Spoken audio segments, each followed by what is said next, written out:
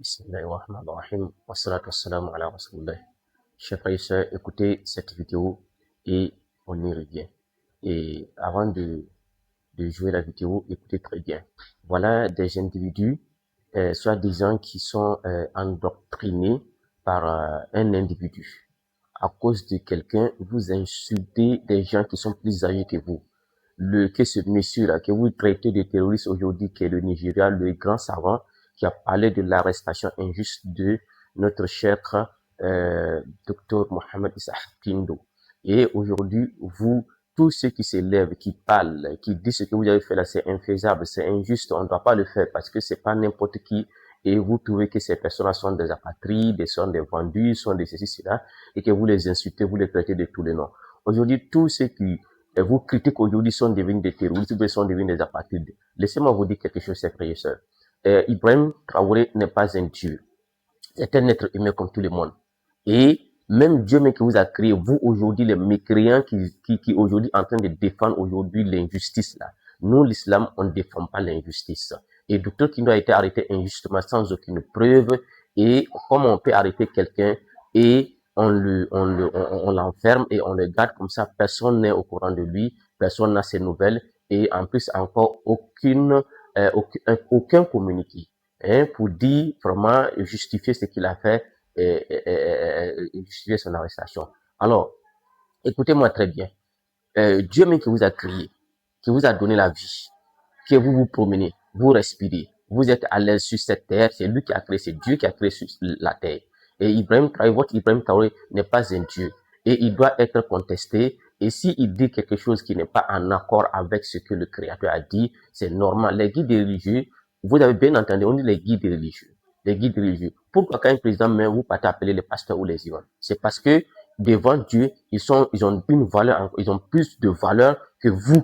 Raison pour laquelle quand il y a quelque chose, et que ce soit des cérémonies ou que ce soit des choses, et même Ibrahim Traoré, avant son arrivée, c'est les guides religieux, les chefs traditionnels, les pasteurs, les imams qui se sont réunis et c'est eux qui ont aidé à avoir le pouvoir. Et aujourd'hui, ils se retournent contre eux. Chers frères et sœurs, écoutez ce que ce frère égaré est en train de dire.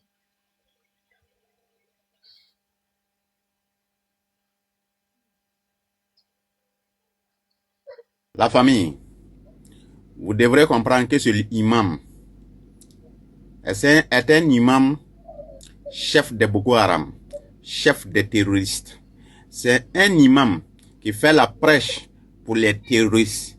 C'est lui-là qui a détourné plusieurs combattants de Boko Haram pour qu'ils deviennent des terroristes.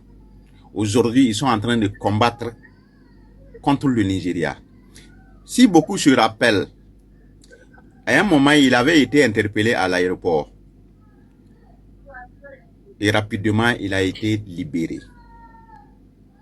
Je crois que peut-être l'État nigérien n'a pas voulu communiquer là-dessus, mais peut-être il a été libéré avec l'échange de certains otages, peut-être. C'est dans les pays qui font semblant de lutter contre les terroristes que ceux-là peuvent avoir la parole. Si c'est au Burkina, nous, on te neutralise, tu ne vas plus bouger. Voilà des idiots. Toi, tu es en train de combattre au Nigeria d'abord. Il faut faire pour mettre la charia là-bas, on verra. Malgré qu'on blague avec vous là, vous amenez comment on appelle, vos combattants qui partent ramasser les jeunes filles. Et à la fin là, ces jeunes filles là retournent avec des grossesses. Voilà, il n'y a pas plus mécréant que celui-là. Il n'y a pas plus maudit que celui-là. Que le capitaine Ibrahim Traoré mène un combat anti la charia. Vous êtes des maudits. Nous, on est dans ça. Il n'y aura pas la charia au Burkina. C'est qu'on on refuse contre les terroristes là. On va vous refuser ça. Je vais dire à certaines personnes, hein, actuellement, après la dernière sortie du capitaine Ibrahim Traoré. Bien joué. Vous l'avez entendu, vous l'avez écouté.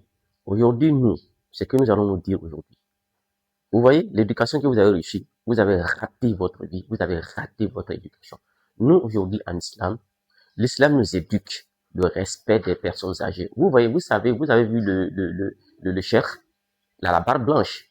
Est-ce que vous connaissez la signification de la barbe blanche? La signification des cheveux blancs d'abord. Donc, cela signifie la sagesse. Alors, lui, une personne âgée comme ça, et il peut mettre Ibrahim Traoré comme ça 2 fois au monde.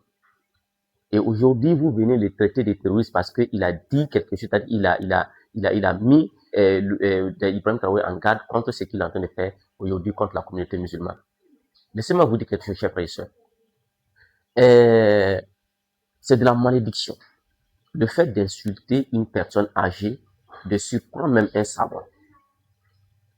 Je pense que tout se passe sur la terre ici. Ce qui est intéressant dans cette histoire, vous tous, vous allez mourir. Et le jour que vous allez rencontrer le créateur des cieux et de la terre, vous verrez de vos propres yeux et vous allez assumer vos actes, le désordre que vous avez commis sur cette terre.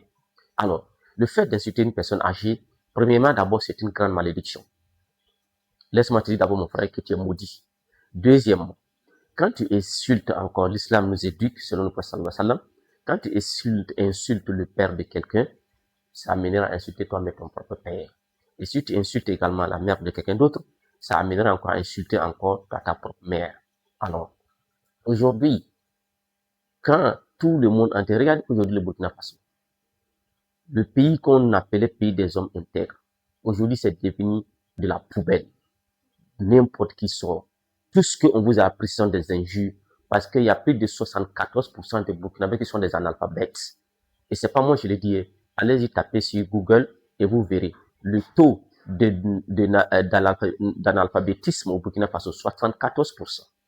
Alors, raison pour laquelle vous le suivez comme ça, comme des moutons, et ça ne veut pas dire qu'il est le plus intelligent au monde, il est le plus intelligent de Burkinabé. Et aujourd'hui, ce que vous êtes en train de faire, vous allez les assumer. Et moi, je suis sûr et certain que votre sort ne sera pas bonne. Demandez d'abord, bon, comme vous êtes des ignorants, vous n'étudiez pas et vous pensez que c'est la vie parce que tout. Demandez d'abord quel qui a été le sort que Pharaon a subi, ce qu'il a subi. Et vous tous, vous avez entendu dans l'histoire que Pharaon a été englouti par la mer Rouge. Qu'est-ce qui s'est passé?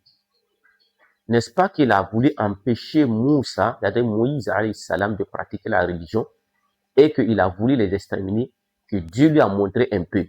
Et Pharaon lui-même, il se disait quoi? Il dit, il est le Seigneur le plus haut. Mais le jour que Dieu l'a saisi, lui-même, il a dit non.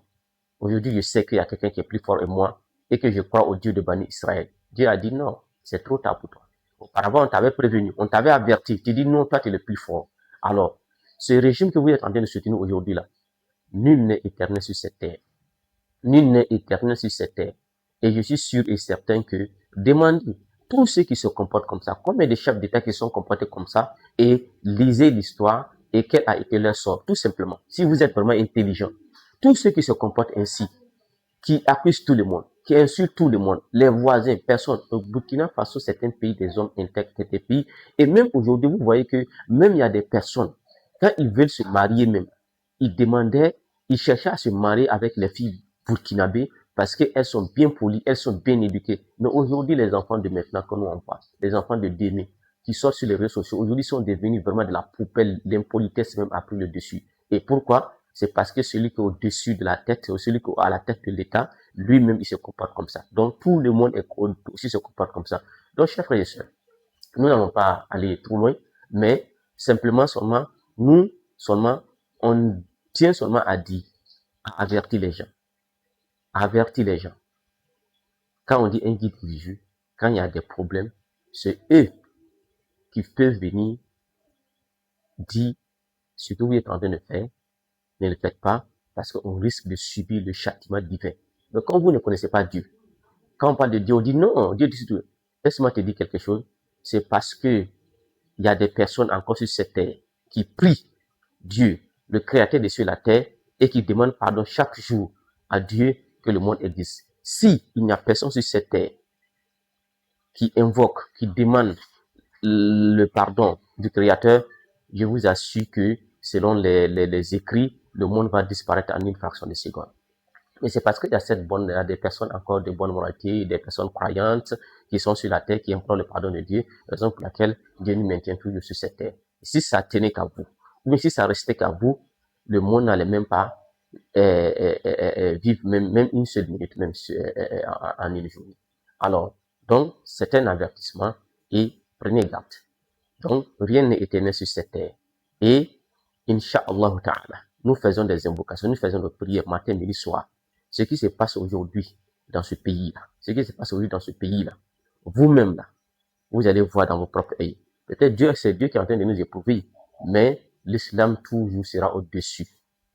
L'islam sera toujours au-dessus. Je vous ai dit autrefois que sur ma vidéo passée, que allez-y même l'intelligence artificielle. Quand vous tapez votre prompt, vous interrogez l'intelligence artificielle, est-ce qu'un État au-dessus de la religion? Tapez et vous allez voir la réponse. L'islam, en tout cas, respecte l'autorité, demande le respect des autorités, de se soumettre aux lois et aux principes de la loi. On ne doit pas insulter un guide religieux, on ne doit pas insulter un chef d'État, on ne doit pas parler mal un chef d'État. Et l'islam nous recommande, même si un chef d'État même déraille et que les imams ont le droit d'aller lui porter des conseils. On n'a pas dit que c'est le chef d'État qui doit porter conseil aux autorités, aux chefs, aux guides religieux. Nous, en islam, on n'a pas dit que c'est le chef d'État qui doit conseiller les guides religieux, mais c'est les guides religieux qui doivent apporter des conseils aux autorités pour la cohésion sociale.